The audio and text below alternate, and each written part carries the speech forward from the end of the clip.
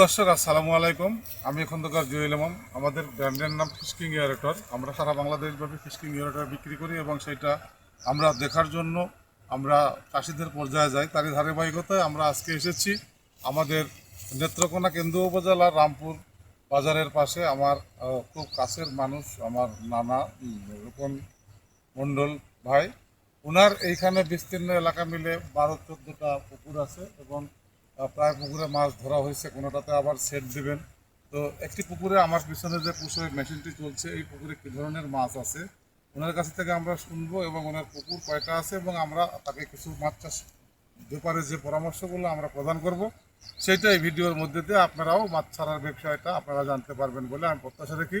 আচ্ছা রূপন মণ্ডল ভাই, আপনি একটু বলবেন যে আপনার এই পিছনের পুকুরটির কতটুকু এরিয়া? আসসালামু আলাইকুম। প্রথমে আমি ধন্যবাদ জানাই জুয়েল ভাইকে। আমার পিছনে যে পুকুরটা আছে এই পুকুরটা হলো 45%। 45%। এই পুকুরে কি ধরনের মাছ চাষ আছে এবং আপনার এই এলাকাটার নাম কি, এই বিলটার নাম? আমার এই এলাকার নাম হলো, আমার বাড়ি হলো রেট্রোকোনা কেন্দুয়া, উপজেলা হলো কেন্দুয়া, আর গ্রামের নাম হলো রামনগর। জি। তো এটা আমাদের প্রজেক্ট ফিশারি। তো আমার এই পুকুরের মধ্যে মাছ, পাবদা মাছ আছে আর বাংলা মাছ আছে। জি। তো আপনি এই এই এই মাছগুলোতে পাবদা, এই 45% পুকুরে পাবদা কতগুলো ছেড়েছেন? 45% পুকুরের মধ্যে পাবদা আছে 1,20,000। আচ্ছা। এখন বড় হয়ে গেছে, মোটামুটি 70-80 কেজি আসে। তো এই মাছটা আমি নার্সিংয়ে রাখছি, আর একটা আমাদের কালচারাল নিয়ে। মানে এখান থেকে আপনার সামনে একটা পুকুরে যেখানে আরেকটা মেশিন সাইডে ওইটা রাখা আছে, ওইটাতে আপনি 1,20,000 মাছটাকে কালচারে দিবেন। জি জি। আর এইটাতে আপনি কি করবেন? এটার মধ্যে আমি একটু নতুন করে রেডি করে তারপরে অন্য মাছ দেওয়ার চিন্তা ভাবনা করতেছি। আপনার এখানে গুলশা মোট দেওয়ার চিন্তা করতেছি। পুকুর কয়টা আছে? আমাদের পুকুর আছে 23টা। তেইশটা কি এই এলাকাতেই না আরো এই এলাকা? আছে, আর এবার আমাদের বাড়ির পাশে বাড়ির পাশে আছে। এদিকে তো আপনি মাছ চাষে আসার মানে যে স্বপ্ন ছিল সেটা কতদিন আগে থেকে এটা শুরু করেছিল? এটা আমি ছোটবেলা থেকে এই স্বপ্ন ছিল। মাঝে এক সময় বন্ধ ছিল, আমি 2008 সাল থেকে মাছ চাষ করি। এর মাঝে এক সময় বন্ধ ছিল। আমাদের নার্সারি ফিশারি আছে, আমাদের খাবারের ফিডার ছিল, ফিডার দোকান ছিল। তারপরে মাঝখানে একটু বন্ধ হয়ে গেছিলো অন্য ঝামেলা, কারণ আবার ফিশারির মধ্যে আসা হয়েছে। সম্পূর্ণ সবগুলো ফিশারি চালু হয় না মোটামুটি, তো হয়ে গেছে মোটামুটি 14-15টা ফিশারি চালু হয়ে গেছে, বাকি কয়েকটা বন্ধ আছে। বন্ধ আছে। আপনার এই মাছ চাষে আসার পরে এই মাছ চাষকে নিয়ে আপনার কাছে কোনো প্রতিবন্ধকতা কি মনে হয়, যে মাছের ভাষা বা আপনার ইতিহাসে, মাছ চাষের ইতিহাসে পিছনের দিনগুলোতে আপনার কি কি ধরনের সমস্যা হয়েছিল? না, সমস্যা হয়েছিল বলতে, আমরা আগে কই মাছ বেশি করে চাষ করতাম। দেখা গেল 10-11 সালে কই মাছের একটা ভাইরাস হয়ে অনেক সমস্যা দেখা গেছিলো, অনেক মাছ মারা গেছিলো। তখন দেখা গেলো আমরা পোনা বেচতাম, তো রেনু ফিশারি আছিল, ফিশারি থেকে পোনা দিতাম, কাপড় দিতাম, ওষুধ দিতাম, সব কিছু দিতাম। দেওয়ার পরে দেখা গেলো ভাইরাস হয়ে অনেক টাকা, ওই সময়ে 75 লাখ টাকা মাইলে ভরি আছে। বিভিন্ন জনের কাছে টাকার উদ্ধার হয় না। তারপরে মাছের চাষ বন্ধ হয়ে গেছে। এখন আবার খাবারের ফিড বাদ দেওয়া হয়েছে। এখন আবার ফিশারিগুলো আমাদের নিজের পুকুরগুলো এখন চাষ করতেছেন। এই পুকুরগুলো চাষ করতে গিয়ে আপনাদের কি ধরনের সমস্যা হয়? সমস্যা হয় বলতে, অক্সিজেনের সমস্যাটা বেশি হয়, গ্যাসের সমস্যাটা বেশি হয়। অনেক ধরনের অক্সিজেনের জন্য ট্যাবলেট ব্যবহার করা হয়, গ্যাসের জন্য ট্যাবলেট ব্যবহার করা হয়, তারপরেও আমাদের কাজ হয় না, ভালো হয় না। মেডিসিন কেমন কি ব্যবহার করে? অনেক মেডিসিন ব্যবহার করা হয়, কিন্তু কাজ হয় না। তারপরে দেখা গেলো মাছ মারা যায়। আমাদের পাশে আরেকজন ভাই আছে, রুকন ভুইয়া, ওনার পুকুরে দেখা গেলো অ্যারোটারের বাগান। ওই অ্যারোটারের বাগান থেকে বলার পরে দেখলাম যে অ্যারোটার দেওয়ার কারণে তো অনেক ভালো একটা রেজাল্ট আছে। যে মাছের আমরা খাবার খাওয়াই ঠিক আছে, কিন্তু খাবার খাওয়ানোর পরে দেখা গেল কি হয়, অ্যারোটারের জন্য খেলতে পারে না, মাছ শুধু খায় অসুস্থ হয়ে থাকে, আর না প্রতিদিন নিয়ে বাসে। আর এই বাসার কারণে কোনো ওষুধেই কাজ হয় না, তেমন বেশি কাজ হয় না। কাজ হয় না এরকম না, তেমন বেশি কাজ হয় না। তেমন যদি মাছটা যদি খেলতে পারে, অ্যারোটার দেওয়ার পরে মাছটা যদি খেলতে পারে, তারপরে মাছটা ঘুরতে ভালো হয়। আর এই কারণে আমার এই মাছটা যেটা আমাদের রাখছে পুকুরটা আমাদের, ওইটার পিছনে আরেকটা পুকুর, ওই পুকুরের মধ্যে আমি রাখছিলাম। এটা 4 মাস 20 দিনে 21টা কেজি মাছ আছে, পাবদা মাছ। আলহামদুলিল্লাহ ওইটার মধ্যে ভালো লাভবান হয়েছে। পাশে আরেকটা পুকুর, এটার মধ্যে এটা 1 বছরের চাষ ছিল, অল্প করে খাওয়াইছি।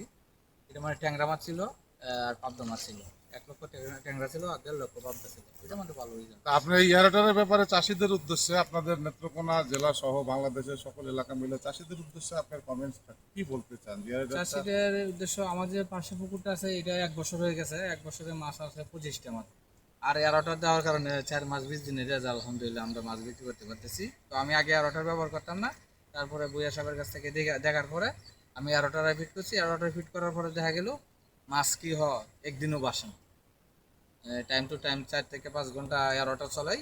চালানোর পরে দেখা গেল মাছ কোনো দিনই অক্সিজেনের ফিল করে না, এমনকি গ্যাসেরও সমস্যাটা হয় না। ধন্যবাদ আমার রুকন মন্ডল ভাইকে। আমরা যে মাছগুলো এখন পুকুরে চাষ করছি, এরেটরের কোনো বিকল্প নেই। এরেটরের কাজ হলো পানির স্বাস্থ্যটাকে কন্টিনিউয়াস টাইম রিডিউস করা। আমরা মাছ ছাড়ার সময় পানির স্বাস্থ্যটা যেরকম রেখে মাছ ছাড়তেছি, আফটার দি টাইম মাছ হারভেস্টিংয়ের আগ পর্যন্ত এরকম রাখার দরকার আছে। কেননা আমাদের পুকুরের পানিতে যে খাবারগুলো নষ্ট হয়, আমাদের এই নেত্রকোনার এই অঞ্চলের এই এলাকাতে আমি অনেকবার ঘুরে দেখেছি যে আমাদের লেভেল অনুযায়ী মাছ ছাড়া হয় না।